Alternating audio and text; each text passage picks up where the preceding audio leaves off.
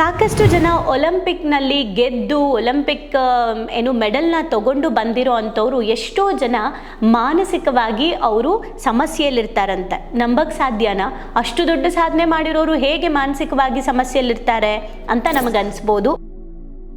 ಆ ಗುರಿನ ಅಚೀವ್ ಮಾಡಿದ ಮೇಲೆ ನಾರ್ಮಲಿ ಪೀಪಲ್ಸ್ ಗುರಿ ಇಟ್ಕೊಳ್ಳೋದೇ ಕಡಿಮೆ, ಬಟ್ ಸ್ಟಿಲ್ ಗುರಿನ ಇಟ್ಕೊಂಡ್ರೆ ಆ ಗುರಿನ ಇಟ್ಕೊಂಡ್ಮೇಲೆ ಏನು ಮಾಡ್ತಾರೆ, ಅದೊಂದ್ಸಲ ಅಚೀವ್ ಆಯ್ತಾ, ಅದು ಅಚೀವ್ ಆಗ್ತಿದ್ದಂಗೆ ಮತ್ತೆ ನೆಕ್ಸ್ಟ್ ಏನು ಅನ್ನೋದೇ ಗೊತ್ತಿರಲ್ಲ. ಏನೆಲ್ಲ ಗುರಿಗಳು ಇಟ್ಕೊಳ್ತೀವಿ ನಾರ್ಮಲ್ ಪೀಪಲ್ಸ್ ಅಂತ ಬಂದರೆ, ಬಿಸ್ನೆಸ್ಸಲ್ಲಿ ತುಂಬಾ ಸಕ್ಸಸ್ ಆಗಿರುವಂಥ ವ್ಯಕ್ತಿ ಅವ್ರನ್ನ ನಾನು ಕೇಳಿದೆ ನಿಮ್ಮ ಗೋಲ್ ಏನು ಅಂತ. ಅವ್ರು ಅವಾಗ ಒಂದು ಹೇಳಿದ್ರು, ಲೈಕ್ ನನ್ನ ಗೋಲ್ ಹೇಳಿದಾಗ ಜನ ನಗಬೇಕು ಅಥವಾ ಇದಾಗಲ್ಲ ಅನ್ಬೇಕು, ಆಗಲೇ ನನಗೆ ಗೊತ್ತಾಗುತ್ತೆ ನನ್ನ ಗೋಲ್ ಸ್ಟ್ರಾಂಗ್ ಇದೆಯಾ ಇಲ್ವಾ ಅಂತ ಅಂದ್ಬಿಟ್ಟು ಅವ್ರ ಗೋಲ್ನ ಹೇಳಿದರು. ನಾನು ಆ ಗೋಲ್ ಹೇಳಲ್ಲ, ಬಟ್ ಯಾವ ಥರ ಗೋಲ್ ಇರಬೇಕು ಅಂದರೆ,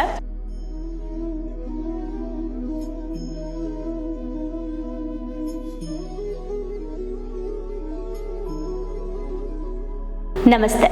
ನೀನು ಸತ್ತರೆ ಅಳುವವರು ಯಾರು ಪುಸ್ತಕದಿಂದ ನಮ್ಮ ಮುಂದಿನ ಚಾಪ್ಟರ್ನ ಹೆಸರು ಯೋಗ್ಯ ವಿರೋಧಿಗಳನ್ನು ಆರಿಸಿ. ಅಂದರೆ ನಾವು ನಮ್ಮ ಆಪೋನೆಂಟ್ ಯಾವಾಗಲೂ ಕೂಡ ನಮ್ಮ ಆಪೋನೆಂಟ್ನ ಸೆಲೆಕ್ಟ್ ಮಾಡ್ಕೊಬೇಕಾದ್ರೆ ಅವ್ರಿಗೂ ಕೂಡ ಯೋಗ್ಯತೆ ಇರೋರನ್ನ ಸೆಲೆಕ್ಟ್ ಮಾಡ್ಕೋಬೇಕಂತೆ. ಅಂದರೆ ಯಾರು ಇಲ್ಲಿ ಆಪೋನೆಂಟ್, ವಿರೋಧಿಗಳಂದರೆ ಯಾರು, ಹಾಗಿದ್ರೆ ಯಾವ ಥರ ನಾವು ಆಯ್ಕೆ ಮಾಡ್ಕೋಬೇಕು ಅನ್ನೋದನ್ನು ನೋಡೋಣ. ಇಲ್ಲಿ ಏನು ಹೇಳ್ತಾ ಇದ್ದಾರೆ ಅಂದರೆ, ರಿಸರ್ಚ್ ಹೇಳಿರೋ ಪ್ರಕಾರ ಓಕೆ, ಸಾಕಷ್ಟು ಜನ ಒಲಿಂಪಿಕ್ನಲ್ಲಿ ಗೆದ್ದು ಒಲಿಂಪಿಕ್ ಮೆಡಲ್ನ ತಗೊಂಡು ಬಂದಿರೋ ಅಂಥವ್ರು ಎಷ್ಟೋ ಜನ ಮಾನಸಿಕವಾಗಿ ಅವರು ಸಮಸ್ಯೆಯಲ್ಲಿರ್ತಾರಂತೆ. ನಂಬಕ್ಕೆ ಸಾಧ್ಯನಾ? ಅಷ್ಟು ದೊಡ್ಡ ಸಾಧನೆ ಮಾಡಿರೋರು ಹೇಗೆ ಮಾನಸಿಕವಾಗಿ ಸಮಸ್ಯೆಯಲ್ಲಿರ್ತಾರೆ ಅಂತ ನಮಗನ್ಸ್ಬೋದು. ಬಟ್ ಇಲ್ಲಿ ರಿಸರ್ಚ್ ಹೇಳ್ತಾ ಇರೋದು, ಸಾಮಾನ್ಯವಾಗಿ ತುಂಬ ಜನ, ಅವರು ಅಂತ ಅಲ್ಲ, ಈವನ್ ಬೇರೆ ಬೇರೆ ಗ್ರಹಗಳಿಗೆ ಹೋಗಿ ಬಂದಿರುವಂತಹ ಗಗನಯಾತ್ರಿಗಳು ಕೂಡ ಇದೇ ಥರದ ಮಾನಸಿಕ ಸಮಸ್ಯೆ ಅಲ್ಲಿ ಅವರು ಫೇಸ್ ಮಾಡ್ತಾ ಇರ್ತಾರೆ ಅಂತ. ಯಾಕೆ ಈ ರೀತಿ ಅವರು ಫೇಸ್ ಮಾಡ್ತಾ ಇರ್ತಾರೆ ಅಂತ ಅಂದರೆ, ಅವ್ರಿಗೆ ಅವ್ರ ಜೀವನದ ಮೇಲೆ ಜಿಗುಪ್ಸೆ ಬಂದ್ಬಿಟ್ಟಿರತ್ತಂತೆ. ಯಾಕೆ ಜಿಗುಪ್ಸೆ ಬಂದಿರುತ್ತೆ ಅಂತ ಬಂದಾಗ, ಸಾಮಾನ್ಯವಾಗಿ ನಾವೇನು ಮಾಡ್ತೀವಿ, ಯಾವುದಾದ್ರೂ ಒಂದು ಗೋಲ್ ಅಂತ ಇಟ್ಕೊತೀವಿ, ಗುರಿ ಅಂತ ಇಟ್ಕೊತೀವಿ. ಆ ಗುರಿನ ಅಚೀವ್ ಮಾಡಿದ ಮೇಲೆ, ನಾರ್ಮಲಿ ಪೀಪಲ್ಸ್ ಗುರಿ ಇಟ್ಕೊಳ್ಳೋದೇ ಕಡಿಮೆ, ಬಟ್ ಸ್ಟಿಲ್ ಗುರಿನ ಇಟ್ಕೊಂಡ್ರೆ ಆ ಗುರಿನ ಇಟ್ಕೊಂಡ್ಮೇಲೆ ಏನು ಮಾಡ್ತಾರೆ, ಅದೊಂದ್ಸಲ ಅಚೀವ್ ಆಯ್ತಾ, ಅದು ಅಚೀವ್ ಆಗ್ತಿದ್ದಂಗೆ ಮತ್ತೆ ನೆಕ್ಸ್ಟ್ ಏನು ಅನ್ನೋದೇ ಗೊತ್ತಿರಲ್ಲ. ಏನೆಲ್ಲ ಗುರಿಗಳು ಇಟ್ಕೊಳ್ತೀವಿ ನಾರ್ಮಲ್ ಪೀಪಲ್ಸ್ ಅಂತ ಬಂದರೆ, ಈಗ ನನ್ನ ಮಕ್ಕಳು ಮದುವೆ ಮಾಡಿಬಿಟ್ರೆ ನಂಗೆ ಸಮಾಧಾನ ಅಂತ ಅಂದ್ಕೊಳ್ತಾರೆ. ನನ್ನ ಮಗಳು ಮದುವೆ ಆಗಬೇಕು ಅಂತ. ಮದುವೆ ಆದಮೇಲೆ ಅಯ್ಯೋ ಅವ್ರವ್ರ ಜೀವನ ಅವ್ರು ನೋಡಿಕೊಂಡ್ರು, ನಮ್ಮನ್ನು ನೋಡ್ಕೊಳ್ಳೋರು ಯಾರೂ ಇಲ್ಲ ಅಂತ ಕೊರಗ್ತಾರೆ. ಮತ್ತೆ ವಾಪಸ್ ಅವರು ಜಿಗುಪ್ಸೆಗೆ ಬರ್ತಾರೆ. ಅಂದರೆ ಫಾರ್ ಎಕ್ಸಾಂಪಲ್, ಅವರೊಂದು ಗುರಿ ಇಟ್ಕೊಂಡ್ರು, ಮಗ ಅಥವಾ ಮಗಳು ಮದುವೆ ಮಾಡಬೇಕು ಅಂತ, ಆಮೇಲಾದರೂ ಅವ್ರು ನೆಮ್ಮದಿಯಾಗಿದ್ದಾರಾ? ಇಲ್ಲ. ಮತ್ತೆ ಅಲ್ಲಿ ಅಯ್ಯೋ ಮುಗ್ದೋಯ್ತು ನಂದೆಲ್ಲ, ಅವ್ರವ್ರ ಲೈಫ್ ಅವ್ರು ನೋಡ್ಕೊಂಡ್ರು ಅಂತ. ನೆಕ್ಸ್ಟ್ ಅದಾದಮೇಲೆ ಮೊಮ್ಮಕ್ಕಳು ಬಂದರೆ ಸಾಕು ಅಂತಾರೆ. ಮೊಮ್ಮಕ್ಕಳು ಬಂದಮೇಲೆ ಏನು ಮಾಡ್ತಾರೆ, ನನಗೆ ಬರೀ ಇವ್ರು ಕೆಲಸ ಕೊಟ್ಬಿಟ್ಟು ಮೊಮ್ಮಕ್ಕಳು ನೋಡ್ಕೊಳ್ಳೋದೇ ಆಗೋಯ್ತು, ಇವ್ರು ಆಚೆ ಈಚೆ ಓಡಾಡ್ಕೊಂಬರ್ತಾರೆ ಅಂತ ಹೇಳ್ತಾರೆ. ಅಂದರೆ ಸಾಮಾನ್ಯವಾಗಿ ನಾವು ಈ ಥರ ಗುರಿಗಳನ್ನ ಇಟ್ಕೊಂಡು ಅದು ಮುಗಿತಾ ಇದ್ದಂಗೆ ನೆಕ್ಸ್ಟ್ ನಮಗೆ ಏನು ಮಾಡಬೇಕು ಅಂತಲೇ ಗೊತ್ತಿರಲ್ಲ. ಹಾಗಾಗಿ ತುಂಬ ಜನ ಜಿಗುಪ್ಸೆಗೆ ಹೋಗ್ತಾ ಇರ್ತಾರೆ, ತುಂಬ ಜನ ಮೆಂಟಲಿ ಸ್ಟ್ರೆಸ್ ತೊಗೊಳ್ತಾ ಇರ್ತಾರೆ. ಸಿಕ್ಕಾಪಟ್ಟೆ ಅವ್ರಿಗೆ ಏನು ಮಾಡಬೇಕು ಲೈಫಲ್ಲಿ ಅಂತ ಗೊತ್ತಾಗದೆ ತುಂಬಾ ಕನ್ಫ್ಯೂಷನಲ್ಲಿರ್ತಾರೆ. ಒಂದು ರೀತಿ ಅವರು ಮುಂಚೆ ಇದ್ದಂಥ ಉತ್ಸಾಹ ಅವರಲ್ಲಿ ಇರೋದಿಲ್ಲ. ಈ ರೀತಿ ಆಗುತ್ತೆ. ಇದು ಬರೀ ಸಾಮಾನ್ಯ ಪೀಪಲ್ಗೆ ಮಾತ್ರ ಅಲ್ಲ, ದೊಡ್ಡ ದೊಡ್ಡ ಸಾಧನೆ ಮಾಡಿರೋ ಅಂಥವ್ರಿಗೂ ಹೀಗೆ ಆಗಿದೆ ಅನ್ನೋದು ರಿಸರ್ಚ್ ಹೇಳ್ತಾ ಇದೆ. ಯಾಕೆ ಈ ಥರ ಆಗುತ್ತೆ ಅಂದರೆ, ನೆಕ್ಸ್ಟ್ ಏನು ಮಾಡಬೇಕು ಗೊತ್ತಿಲ್ಲ. ದೊಡ್ಡದಾದ ಒಂದು ಗುರಿಯನ್ನು ಇಟ್ಕೊಂಡ್ಬಿಟ್ಟು ಆ ಗುರಿಯನ್ನು ಅಚೀವ್ ಮಾಡ್ತಾ ಇದ್ದಂಗೆ ಅವ್ರಿಗೆ ಮನೆಗೆ ಬರ್ತಿದ್ದಂಗೆ ಏನಪ್ಪ ಎಲ್ಲ ಆಗೋಯ್ತು, ಎಲ್ಲ ಮುಗ್ದೋಯ್ತು, ಈಗ ಏನು ಮಾಡ್ಬೇಕು ನಾನು, ಇದಕ್ಕಿಂತ ನೆಕ್ಸ್ಟ್ ಮೇಲ್ ಮಾಡುವಂಥದ್ದು ಏನಿದೆ ಅನ್ನೋಕ್ಕೆ ಸ್ಟಾರ್ಟ್ ಆಗುತ್ತಂತೆ.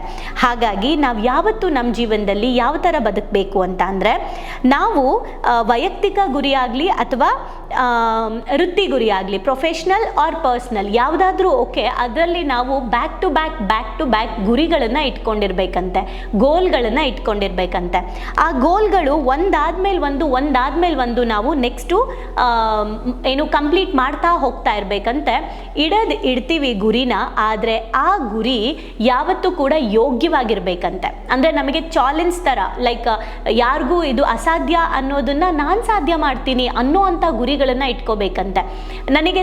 ನನಗೆ ಒಬ್ಬರು ಸಕ್ಸಸ್ಫುಲ್ ಪರ್ಸನ್ನ ಒಂದ್ಸಲ ನಾನು ಭೇಟಿ ಆಗಿದ್ದೆ. ಬಿಸ್ನೆಸ್ಸಲ್ಲಿ ತುಂಬಾ ಸಕ್ಸಸ್ ಆಗಿರುವಂಥ ವ್ಯಕ್ತಿ. ಅವ್ರನ್ನ ನಾನು ಕೇಳಿದೆ, ನಿಮ್ಮ ಗೋಲ್ ಏನು ಅಂತ. ಅವ್ರು ಅವಾಗ ಒಂದು ಹೇಳಿದ್ರು, ಲೈಕ್ ನನ್ನ ಗೋಲ್ ಹೇಳಿದಾಗ ಜನ ನಗಬೇಕು ಅಥವಾ ಇದಾಗಲ್ಲ ಅನ್ಬೇಕು, ಆಗಲೇ ನನಗೆ ಗೊತ್ತಾಗುತ್ತೆ ನನ್ನ ಗೋಲ್ ಸ್ಟ್ರಾಂಗ್ ಇದೆಯಾ ಇಲ್ವಾ ಅಂತ ಅಂದ್ಬಿಟ್ಟು ಅವ್ರ ಗೋಲ್ನ ಹೇಳಿದರು. ನಾನು ಆ ಗೋಲ್ ಹೇಳಲ್ಲ, ಬಟ್ ಯಾವ ಥರ ಗೋಲ್ ಇರಬೇಕು ಅಂದರೆ, ನಾವು ಗೋಲ್ ಹೇಳಕ್ಕೆ ಸ್ಟಾರ್ಟ್ ಮಾಡಿದ್ರೆ, ನಮ್ಮ ಗುರಿಗಳನ್ನು, ನಮ್ಮ ಕನಸುಗಳನ್ನು ಮಾತಾಡೋಕ್ಕೆ ಸ್ಟಾರ್ಟ್ ಮಾಡಿದ್ರೆ ತುಂಬ ಜನ ನಂಬಬಾರ್ದು, ಇದಾಗಲ್ಲ ಅಂತಲೇ ಹೇಳಬೇಕು ನಮಗೆ. ಆವಾಗಲೇ ನಾವು ಯೋಗ್ಯ ಇರುವಂತಹ ಗುರಿಯನ್ನು ಆಯ್ಕೆ ಮಾಡ್ಕೊಂಡಿದ್ದೀವಿ ಅಂತ ಅರ್ಥ. ಸೊ ಅದಕ್ಕೆ ಇವ್ರೇನು ಹೇಳ್ತಾ ಇದ್ದಾರೆ, ಯಾಕೆ ನಾವು ತುಂಬಾ ಚಾಲೆಂಜಿಂಗ್ ಆಗಿರುವಂತಹ ಗುರಿಗಳನ್ನು ಆಯ್ಕೆ ಮಾಡ್ಕೋಬೇಕು ಅಂದರೆ, ಇವರು ಲಾಯರ್ ಆಗಿದ್ದರು, ರಾಬಿನ್ ಶರ್ಮಾ ಅವರು ಲಾಯರ್ ಆಗಿದ್ದರು, ಅದರಲ್ಲೂ ಫೇಮಸ್ ಲಾಯರ್. ಹೇಗೆ ಇವರು ಫೇಮಸ್ ಆದರು ಅಂತ ಅವರು ಹೇಳ್ತಾ ಇದ್ದಾರೆ. ಇವ್ರು ಯಾವಾಗಲೂ ಕೂಡ ಆಯ್ಕೆ ಮಾಡ್ಕೊತಿದ್ದಂಥ ಕೇಸ್ಗಳು ತುಂಬಾ ಕ್ರಿಟಿಕಲ್ ಆಗಿರೋ ಕೇಸ್ನ ಆಯ್ಕೆ ಮಾಡ್ಕೊಳ್ತಾ ಇದ್ರಂತೆ. ಅಂದರೆ ಬೇರೆ ಯಾರ ಕೈಲೂ ಆಗಲ್ಲ ಅನ್ನೋ ಕೇಸ್ಗಳನ್ನು ಇವ್ರು ಆಯ್ಕೆ ಮಾಡ್ಕೊಳ್ತಾ ಇದ್ರಂತೆ. ಯಾಕೆ ಇದನ್ನು ಆಯ್ಕೆ ಮಾಡ್ಕೊಳ್ತಿದ್ರು ಅಂದರೆ, ಯಾವ ಕೇಸ್ ಕ್ರಿಟಿಕಲ್ ಆಗಿರುತ್ತೆ, ಯಾವ ಕೇಸನ್ನ ಇವರ ಆಪೋನೆಂಟ್ ಲಾಯರು ಯಾರು ಸ್ಟ್ರಾಂಗ್ ಇರ್ತಾರೆ ಅವ್ರ ಆಪೋಸಿಟೇ ಇವ್ರು ವಾದ ಮಾಡ್ತಾ ಇದ್ರಂತೆ. ಯಾಕೆ ಅಂದರೆ, ಗೆದ್ದು ಬಿಟ್ಟು ನಾನು ಇವ್ರ ಆಪೋಸಿಟ್ ಗೆದ್ದು ಏನೋ ತೋರಿಸ್ಬೇಕು ಅಂತ ಅಲ್ಲ, ಇವ್ರು ಆಯ್ಕೆ ಮಾಡ್ಕೊತಾ ಇದ್ದಿದ್ದ ಕಾರಣ ಅವ್ರು ಇಂಪ್ರೂವ್ ಆಗೋಕ್ಕೆ.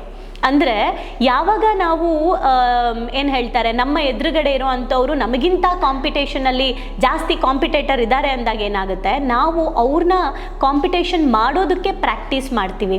ಪ್ರಾಕ್ಟೀಸ್ ಮಾಡಿದಾಗ ನಮ್ಮ ಸಾಮರ್ಥ್ಯಕ್ಕಿಂತ ಹೆಚ್ಚು ನಾವು ಆಚೆ ಹಾಕೋಕ್ಕೆ ಟ್ರೈ ಮಾಡ್ತೀವಿ. ಹೊಸದನ್ನು ಕಲಿತೀವಿ, ಕೌಶಲ್ಯಗಳನ್ನು ಕಲಿತೀವಿ, ತಿಳ್ಕೊಳ್ತೀವಿ, ಟ್ರೈ ಮಾಡ್ತೀವಿ, ಪ್ರಾಕ್ಟೀಸ್ ಮಾಡ್ತೀವಿ, ಜಾಸ್ತಿ ಪ್ರಾಕ್ಟೀಸ್ ಮಾಡ್ತೀವಿ. ಅದಕ್ಕೋಸ್ಕರ ನಮ್ಮ ಆಪೋನೆಂಟ್ ಯಾವಾಗಲೂ ಕೂಡ ನಮಗೆ ಯೋಗ್ಯವಾಗಿರೋ ಅಪೋನೆಂಟ್ನ ಸೆಲೆಕ್ಟ್ ಮಾಡಿಕೊಂಡಾಗ ನಮ್ಮ ಲೈಫ್ ಈಸಿ ಆಗಿರುತ್ತೆ ಅನ್ನೋದು ಇವ್ರು ಹೇಳ್ತಾ ಇದ್ದಾರೆ. ಹಾಗೆಯೇ ನಾವು ನಮ್ಮ ಗುರಿಗಳನ್ನು ಯಾವಾಗಲೂ ಕೂಡ ತುಂಬಾ ಸ್ಟ್ರಾಂಗ್ ಆಗಿರೋ ಗುರಿಗಳನ್ನು ಇಟ್ಕೋಬೇಕು ಅಂತ ಹೇಳಿ. ಒಂದು ಸೆಲ್ಫ್, ನಾನು ಏನು ಹೇಳ್ತಾರೆ, ಈ ಥರದ್ದು ಒಂದು ಎಕ್ಸಾಂಪಲ್ ಕೊಡೋದಾದರೆ, ನಮ್ಮ ಕಾಲೇಜಲ್ಲಿ ಸ್ಪೋರ್ಟ್ಸ್ ಆಡಬೇಕಾದ್ರೆ, ನೆಟ್ಬಾಲ್ ಮ್ಯಾಚ್ ನಡಿಬೇಕಾದ್ರೆ ನ್ಯಾಷನಲ್ಗೆ ಹೋಗ್ತಾ ಇದ್ವಿ ನಮ್ಮ ಟೀಮ್. ಸೊ ಏನಾಯಿತು, ನಮಗೆ ಪ್ರಾಕ್ಟೀಸ್ ಮ್ಯಾಚ್ ಅಂತ ಬಿಡಬೇಕಾದ್ರೆ ನಮ್ಮನ್ನು ಹುಡುಗರ ಜೊತೆ ಆಡೋಕ್ಕೆ ಬಿಟ್ಟರು. ಹುಡುಗರು ಅಂತ ಅಂದಾಗ ಅವರು ಫಿಸಿಕಲಿ ತುಂಬಾ ಸ್ಟ್ರಾಂಗ್ ಇರ್ತಾರೆ ಕೂಡ, ಆ್ಯಂಡ್ ಅವರ ಜಂಪ್ ಕೂಡ ತುಂಬ ಹೈ ಜಂಪ್ ಮಾಡ್ತಾ ಇದ್ರು, ತುಂಬ ರಫ್ ಆ್ಯಂಡ್ ಟಫ್ ಬಾಲ್ಗಳನ್ನು ಅವರು ಎಸಿತಾ ಇದ್ರು. ನಮಗೆ ಬಿಗಿನಿಂಗಲ್ಲಿ ಅವ್ರ ಜೊತೆ ಪ್ರಾಕ್ಟೀಸ್ ಮಾಡಬೇಕಾದ್ರೆ ತುಂಬ ಕಷ್ಟ ಆಯಿತು. ಲೈಕ್ ಅಪ್ಪ ಏನಿಷ್ಟು ರ್ಯಾಶ್ ಆಗಿ ಬರುತ್ತೆ ಬಾಲ್ಗಳು, ಕೈಯೆಲ್ಲ ನೋವು ಬರುವಷ್ಟು ಜೋರಾಗಿ ಎಸಿತಾರಲ್ಲ ಇವರು. ಡಿಫೆನ್ಸ್ ಅಫೆನ್ಸ್ ಆಡಬೇಕಾದ್ರೆ ನಮಗೆ ಬಾಲ್ ಹೇಗೆ ಎತ್ತಬೇಕು ಅಂತ ಗೊತ್ತಾಗ್ತಿರ್ಲಿಲ್ಲ, ಅಷ್ಟು ಟಫ್ ಗೇಮ್ ಕೊಡ್ತಾ ಇದ್ರು. ಸೊ ಇದು ಏನಾಯಿತು, ನಾವು ನಮ್ಮ ಕೋಚರ್ನ ಬೈಕೊಳ್ತಾ ಇದ್ವಿ, ಏನಪ್ಪ ಹುಡುಗಿರನ್ನ ಹೋಗಿ ಹುಡುಗರ ಜೊತೆ ಆಡಿಸ್ತಾರೆ, ನಮಗೆ ಅವ್ರ ಜೊತೆ ಕಾಂಪಿಟೇಟ್ ಮಾಡೋಕ್ಕಾಗತ್ತಾ ಅಂತ ನಾವು ಅಂದ್ಕೊಳ್ತಾ ಇದ್ವಿ. ಹುಡುಗರು ಹೇಗೆ ತೊಗೊಂಡ್ರು ಅಂದರೆ, ಅಯ್ಯೋ ಇವ್ರ ಜೊತೆ ತಾನೇ ಆಡೋಣ ಬಿಡು ಅಂತ ಅವರು ತೊಗೊಂಡ್ರು. ಬಟ್ ಏನಾಯಿತು ಅಂದರೆ, ನಾವು ನ್ಯಾಷನಲ್ಸ್ಗೆ ಹೋದ್ವಿ, ಹರಿದ್ವಾರ್ಗೆ ಮ್ಯಾಚ್ ಆಡೋಕ್ಕೆ. ನಾವು ಗರ್ಲ್ಸ್ ವಿನ್ ಆಯಿತು, ನಾವು ಕರ್ನಾಟಕದಲ್ಲಿ ಪ್ಲೇಸ್ ಮಾಡಿದ್ವಿ, ಆ್ಯಂಡ್ ಬಾಯ್ಸ್ ಫಸ್ಟ್ ಮ್ಯಾಚಲ್ಲೇ ಸೋತೋದ್ರು. ಯಾಕೆ ಅಂತ ನಾವು ಆಮೇಲೆ ಕೂತ್ಕೊಂಡು ಯೋಚನೆ ಮಾಡಿದಾಗ, ನಮ್ಮ ಕೋಚಸ್ ಜೊತೆ ಎಲ್ಲ ಕೂತಾಗ ಅರ್ಥ ಆಗಿದ್ದ ಸತ್ಯ ಏನಂದರೆ, ನಾವು ಪ್ರಾಕ್ಟೀಸ್ ಮಾಡಿದ್ದು ಸ್ಟ್ರಾಂಗ್ ಕಂಟೆಂಟ್ಸ್ ಜೊತೆ, ಅಂದರೆ ತುಂಬ ಕಾಂಪಿಟೇಟರ್ಸ್ ಜೊತೆ ನಾವು ಏನು ಹೇಳ್ತಾರೆ ಪ್ರಾಕ್ಟೀಸ್ ಮಾಡಿದ್ವಿ. ಹಾಗಾಗಿ ನಾವು ಆ ರ್ಯಾಶ್ ಬಾಲ್ಗಳನ್ನು ಹಿಡಿಯೋಕ್ಕೆ ರೆಡಿಯಾಗಿದ್ದೀವಿ ಅಂದರೆ, ಹುಡುಗಿರ್ದು ಏನು ಅವ್ರು ಆಟ ಆಡಬೇಕಾದ್ರೆ ಅದನ್ನು ನಾವು ಆರಾಮಾಗಿ ತೊಗೋಬೋದು. ಅಂದರೆ ಈ ಗರ್ಲ್ಸ್ ಆಡೋದನ್ನು ಈಸಿಯಾಗಿ ನಾವು ವಿನ್ ಮಾಡ್ಬೋದು, ಹಾಗಾಗಿ ನಾವು ಪ್ಲೇಸ್ ಮಾಡಿಬಿಟ್ವಿ. ಬಟ್ ಇವ್ರಿಗೇನಾಯಿತು, ನಮ್ಮ ಜೊತೆ ಪ್ರಾಕ್ಟೀಸ್ ಮಾಡಿ ಮಾಡಿ ಮಾಡಿ ಅಲ್ಲಿ ಬರುವಂಥ ಪಂಜಾಬ್ ಅಥವಾ ಬೇರೆ ಬೇರೆ ಸ್ಟೇಟ್ ಇನ್ನೂ ಟಫ್ ಪ್ಲೇಯರ್ಸ್ಗಳೆಲ್ಲ ಬಂದರು, ಅವ್ರ ಜೊತೆ ಇವರಿಗೆ ಆಡೋಕ್ಕಾಗಿಲ್ಲ. ಯಾಕೆ ಅಂದರೆ ಪ್ರಾಕ್ಟೀಸ್ ಮಾಡಿದ್ದು ಅವರು ಹುಡುಗಿರ ಜೊತೆ. ಐ ಮೀನ್ ಹುಡುಗಿರು ಅಂತ ನಾನು ಡಿಫ್ರೆನ್ಸ್ ಹೇಳ್ತಾ ಇಲ್ಲ. ನಾವು ಯಾವತ್ತೂ ಕೂಡ ನಾವು ಸ್ಟ್ರಾಂಗಾಗಿ ಆಡಬೇಕು ಅಂತ ಅಂದರೆ ನಾವು ಯಾವಾಗಲೂ ಸ್ಟ್ರಾಂಗ್ ಆಪೋನೆಂಟ್ನ ಸೆಲೆಕ್ಟ್ ಮಾಡ್ಕೋಬೇಕು. ಹಾಗೆ ನಮ್ಮ ಗುರಿಗಳು ಸ್ಟ್ರಾಂಗ್ ಆಗಿದ್ದರೆ ನಮ್ಮ ಜೀವನದಲ್ಲಿ ನಾವು ಅದಕ್ಕೆ ಪ್ರಾಕ್ಟೀಸ್ ಮಾಡ್ತಾ ಮಾಡ್ತಾ ನಮ್ಮ ಸಾಮರ್ಥ್ಯನ ಹೆಚ್ಚು ಮಾಡ್ಕೊಳ್ತೀವಿ ಅಂತ ಹೇಳ್ತಿದ್ದಾರೆ. ಹಾಗೆ ಕೊನೆವರೆಗೂ ಕೂಡ ಎಂಡ್ ಇರಬಾರ್ದು.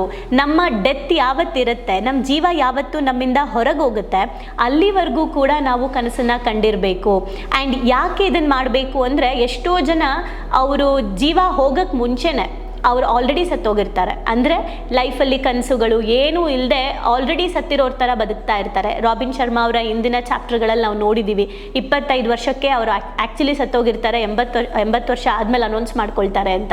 ಸೊ ಆ ಥರ ಆಗಬಾರ್ದು ಅಂದರೆ ನಾವು ಯಾವಾಗಲೂ ನಮ್ಮ ಡ್ರೀಮ್ಸ್ ಲಾಂಗ್ ಟರ್ಮ್ ಇಟ್ಕೊಂಡಿರಬೇಕು, ಬ್ಯಾಕ್ ಟು ಬ್ಯಾಕ್ ಇಟ್ಕೊಂಡಿರಬೇಕು ಅಂತ ಹೇಳ್ತಿದ್ದಾರೆ. ಆ್ಯಂಡ್ ಇವರ ಒಂದು ಕೋಚಿಂಗ್ ಕ್ಲಾಸಸ್ಗಳಲ್ಲಿ ಬರುವಂಥ ಎಷ್ಟೋ ಸಕ್ಸಸ್ಫುಲ್ ಬಿಸ್ನೆಸ್ ಮ್ಯಾನ್ಸ್ಗಳು ಬರ್ತಾರಂತೆ.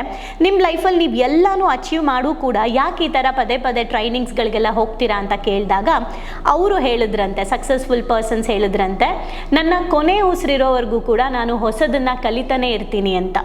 ಯಾಕೆ ಅಂದರೆ ನಾನು ಯಾವಾಗಲೂ ನೆಮ್ಮದಿಯಾಗಿರಬೇಕು, ಆ್ಯಕ್ಟಿವ್ ಆಗಿರಬೇಕು ಅಂದರೆ ಹೊಸದನ್ನು ಕಲಿತಾನೆ ಇರಬೇಕು, ಬ್ಯಾಕ್ ಟು ಬ್ಯಾಕ್ ಗುರಿಗಳನ್ನು ಇಟ್ಕೊಂಡಿರಬೇಕು ಅಂತ.